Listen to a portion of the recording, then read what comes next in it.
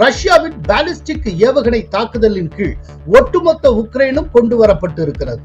ரஷ்யாவையும் உக்ரைனையும் பேச்சுவார்த்தைக்கு அழைத்து புட்டினையும் ஜெலன்ஸ்கியும் ஒரே மேஜையில் அமர வைத்து டெல்லியில் அமைதி மாநாட்டை நடத்த பிரதமர் மோடி திட்டமிட்டிருக்கிறார். அமைதியை நிலைநாட்ட உலகின் மிகப்பெரிய 2 வல்லரசுகளின் தலைவர்கள் மோடியுடன் ஆலோசனை நடத்தினர் என்பது குறிப்பிடத்தக்கது. ரஷ்யா உக்ரைன் அதிபர்களை குறுகிய காலத்தில் அடுத்தடுத்து சந்தித்த ஒரே தலைவர் மோடி. ராஜ்யசபாவில் மெஜாரிட்டிக்கு தேவை 119. இந்த இலக்கை பிஜேபி கூட்டணி எட்டிவிட்டதால் இனி நாடாளுமன்றத்தில் மசோதாக்களை நிறைவேற்றுவது மோடிக்கு எளிது. ஜார்க்கண்ட் தேர்தல் விரைவில் நடக்க இருக்கும் நிலையில் ஜார்க்கண்ட் முக்தி மோர்ச்சா உடைகிறது. அதன் முன்னாள் முதல்வர் பிஜேபியில் இணைகிறார். கோலஹலாஸ் டிவி யூடியூப் சேனல், இது வாய்மையின் எக்காலம்.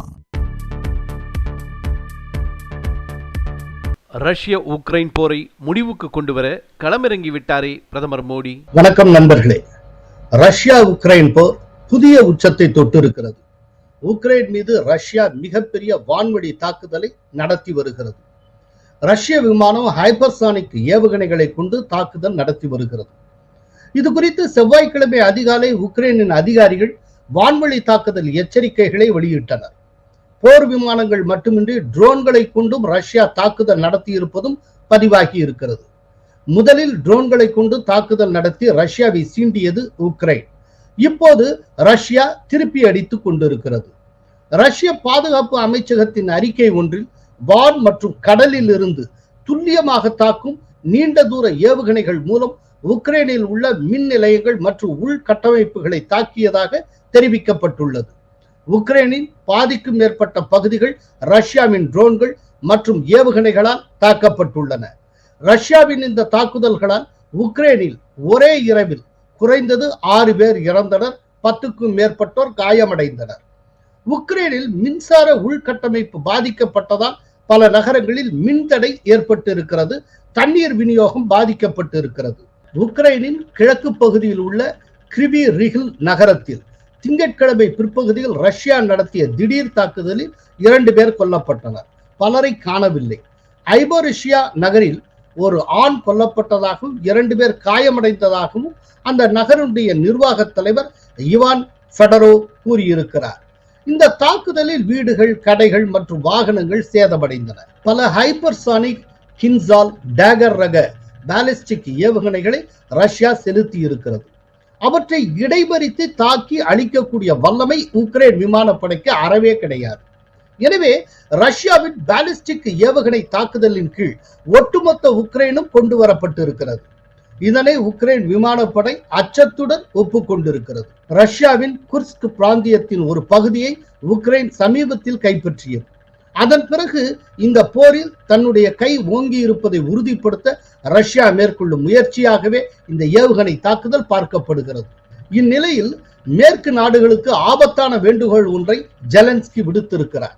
உக்ரைனுக்கு ஆயுத சப்ளை செய்து வரும் அமெரிக்கா, பிரிட்டன், பிரான்ஸ் ஆகிய நட்பு நாடுகள் அந்த ஆயுதங்களை ரஷ்யாவின் உள்பகுதியை தாக்குவதற்கு பயன்படுத்த அனுமதிக்க வேண்டும் என்று கோரிக்கை விடுத்திருக்கிறார். இந்த கோரிக்கை ஏற்கப்பட்டு உக்ரைனும் ரஷ்யாவின் உட்பகுதிகளை தாக்கினால் இந்த போர் மேலும் உக்கிரமடையும். மேலும் உட்பகுதியை தாக்குவதற்கு அனுமதி கொடுத்த நாடுகளுக்கு எதிராகவும் ரஷ்யா திரும்பக்கூடும். இதனால் போர் மேலும் விரிவடையும்.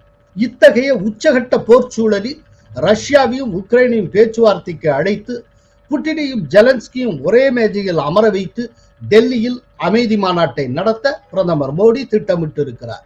மோடியின் தலைமையில் விஸ்வகுருவாக இந்தியா உயர்ந்து வருவது கண்கூடாக தெரிகிறது. நடந்து வரும் போரை முடிவுக்கு கொண்டு வருவது தொடர்பாக ரஷ்ய அதிபர் விளாடிமிர் புட்டினுடன் நேற்று மோடி தொலைபேசியில் உரையாடினார். இது தொடர்பாக மோடி வெளியிட்டிருக்கும் எக்ஸ் பதிவில் ரஷ்யா உக்ரைன் போர் குறித்து அதிபர் புட்டினுடன் ஆலோசனை நடத்தினேன். ரஷ்யா உக்ரைன் மோதல் பற்றிய கண்ணோட்டங்கள், எனது சமீபத்திய உக்ரைன் பயணத்தின் புரிதல்கள் குறித்து அவருடன் பகிர்ந்து கொண்டேன். அமைதி வழியில் பிரச்சனைகளுக்கு தீர்வு காண்பது குறித்த இந்தியாவின் நிலைப்பாட்டை மீண்டும் எடுத்துரைத்தேன் என்று தெரிவித்திருக்கிறார் மோடி.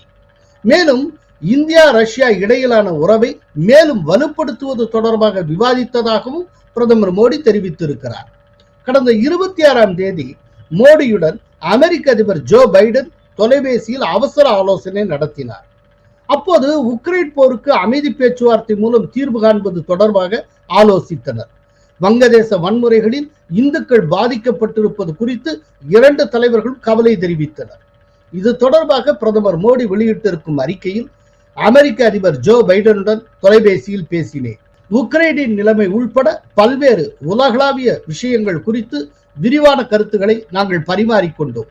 விரைவாக அமைதி திரும்புவதற்கு இந்தியாவின் முழு ஆதரவை மீண்டும் வலியுறுத்தினேன்.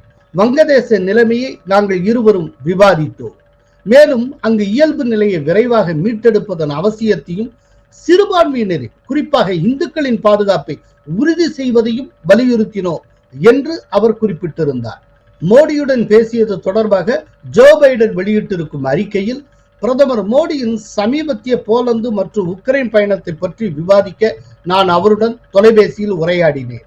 மேலும் உக்ரைனுக்கான அவரின் அமைதி செய்திக்காகவும் மனிதாபிமான ஆதரவுக்காகவும் அவரை பாராட்டினேன்.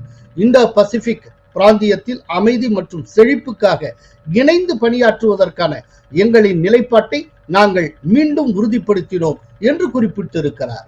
அமைதியை நிலைநாட்ட உலகின் மிகப்பெரிய இரண்டு வல்லரசுகளின் தலைவர்கள் மோடியுடன் ஆலோசனை நடத்தினர் என்பது குறிப்பிடத்தக்கது. 2022 பிப்ரவரி முதல் ரஷ்யா உக்ரைன் போர் தொடர்ந்து நடந்து வருகிறது. இந்த போரை நிறுத்த சீனா, துருக்கி, பிரேசில், சுவிட்சர்லாந்து ஆகிய நாடுகள் பல்வேறு தீவிர முயற்சிகளை மேற்கொண்டன. அப்படி இருந்தும் சுமூக முடிவை எட்ட முடியவில்லை. இந்த சூழலில் ரஷ்யா உக்ரைன் போருக்கு முற்றுப்புள்ளி வைக்க பிரதமர் மோடி தீவிர முயற்சி மேற்கொண்டு வருகிறார். இதன் ஒரு பகுதியாக கடந்த ஜூலையில் மாஸ்கோவில் ரஷ்ய அதிபர் விளாடிமிர் புட்டினுடன் 9 மணி நேரத்துக்கு மேலாக ஆலோசனை நடத்தினார் மோடி. கடந்த 23ஆம் தேதி உக்ரைன் சென்ற மோடி அந்த நாட்டு அதிபர் ஜெலன்ஸ்கியுடன் சுமார் 3 மணி நேரத்துக்கு மேலாக ஆலோசனை நடத்தினார். அப்போது அமைதியை எட்ட தனிப்பட்ட முறையில் பங்களிக்கவும் தயார் என்று குறிப்பிட்டார். இந்தியா நடுநிலையுடன் நடந்து கொள்ளவில்லை, மாறாக அமைதியின் பக்கம் நிற்கிறது என்று அப்போது குறிப்பிட்டார். ரஷ்யா உக்ரைன் அதிபர்களை குறுகிய காலத்தில் அடுத்தடுத்து சந்தித்த ஒரே தலைவர் மோடி. இது சர்வதேச அளவில் பேசுபொருளாகி இருக்கிறது. ஜூன் 15, 16 தேதிகளில் சுவிட்சர்லாந்தில் ரஷ்யா உக்ரைன் போரை நிறுத்துவது தொடர்பாக அமைதி உச்சி மாநாடு நடந்தது. இதில் ரஷ்யா பங்கேற்காததால் மாநாடு தோல்வியில் முடிந்தது. இந்நிலையில் பிரதமர் மோடியின் முயற்சியால் இந்தியாவில் 2வது அமைதி உச்சி மாநாடு நடைபெறும் என்று எதிர்பார்க்கப்படுகிறது. அமெரிக்காவின் நியூயார்க் நகரில் செப்டம்பரில் நடைபெறும் ஐநா பொதுசபை கூட்டத்தில் பிரதமர் மோடி பங்கேற்க இருக்கிறார். அப்போது அதிபர் ஜோ பைடனை சந்திக்க உள்ளார். ரஷ்யாவின் கசான் நகரில் அக்டோபர் 22ஆம் தேதி தொடங்கும் பிரிக்ஸ் உச்சி மாநாட்டிலும் பிரதமர் மோடி பங்கேற்கிறார். அப்போது ரஷ்யா உக்ரைன் போருக்கு சுமூக தீர்வு காண்பது தொடர்பாக ரஷ்ய அதிபர் புட்டினுடன் மோடி விரிவாக பேச்சுவார்த்தை நடத்துவார் என்று மத்திய வெளியுறவுத்துறை வட்டாரங்கள் தெரிவிக்கின்றன. இவற்றையெல்லாம் நாம சமிங்க பண்ணி பார்த்தால் உக்ரைன் ரஷ்யா போரை முடிவுக்கு கொண்டு வருவதற்காக இந்தியா மிக தீவிரமாக உழைத்து வருகிறது. அது தொடர்பான ஒரு அமைதி உச்சி மாநாட்டை மோடி டெல்லியில் நடத்தி காட்டுவார் என்று தெரிய வந்திருக்கிறது. இன்னைக்கு புட்டினும் ஜெலன்ஸ்கியும் எதிரும் புதிருமாக இருந்தாலும், எலியும் பூனையுமாக இருந்தாலும், 2 பேருமே மோடிக்கு நண்பர்கள். எனவே தன்னுடைய அந்த நட்பின் அடிப்படையிலும் தன்னுடைய செல்வாக்கின் அடிப்படையிலும் மோடி இந்த 2 தலைவர்களும் ஒரே மேஜையில் அமர வைத்து அமைதி பேச்சுவார்த்தையை முன்னெடுப்பார் என்று உலக நாடுகள் நம்புகின்றன. இந்தியா விஸ்வகுரு ஆகி கொண்டிருக்கிறது. உலகின் தலைவராக மாறிக்கொண்டிருக்கிறார் மோடி. ராஜ்யசபாவில் என்டிஏவுக்கு கிடைத்துள்ள மெஜாரிட்டி பற்றி, ராஜ்யசபாவுக்கு 12 உறுப்பினர்கள் போட்டியின்றி தேர்வு செய்யப்பட்டுள்ளனர். இதன் மூலம் தேசிய ஜனநாயக கூட்டணி பெரும்பான்மை இலக்கை எட்டியிருக்கிறது.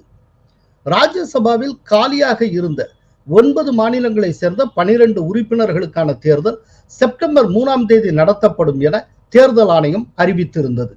இந்நிலையில் பிஜேபி உறுப்பினர்கள் 9 பேர், தேசிய ஜனநாயக கூட்டணியிலிருந்து 2 பேர், காங்கிரசிலிருந்து 1 என 12 பேர் போட்டியின்றி தேர்வாகி இருக்கின்றனர். பிஜேபி சார்பில் அஸ்ஸாமிலிருந்து மிஷன் ரஞ்சன் தாஸ், ராமேஸ்வர் தெலி, பீகாரிலிருந்து மனன்குமார் மிஸ்ரா, ஹரியானாவிலிருந்து கிரண் சௌத்ரி, மத்திய பிரதேசிலிருந்து ஜார்ஜ் குரியன், மகாராஷ்டிரத்திலிருந்து திரியாஷில் பாட்டீல், ஒடிஷாவிலிருந்து மம்தா மொஹந்தா, ராஜஸ்தானிலிருந்து ரவ்னீத் சிங் பிட்டு, திரிபுராவிலிருந்து ராஜீவ் பட்டாச்சாரியா ஆகியோர் போட்டியின்றி தேர்வு செய்யப்பட்டனர். தேசிய ஜனநாயக கூட்டணியில் உள்ள அஜித் பவார் தேசியவாத காங்கிரஸ் சார்பில் மகாராஷ்டிரத்திலிருந்து நிதின் பாட்டீல், ராஷ்டிரிய லோக் மஞ்ச் கட்சி சார்பில் பீகாரிலிருந்து உபேந்திர குஷ்வாகா ஆகியோரும் தேர்வு செய்யப்பட்டுள்ளனர். காங்கிரஸ் சார்பில் தெலுங்கானாவிலிருந்து அபிஷேக் மனு சிங்வி தேர்வு செய்யப்பட்டிருக்கிறார்.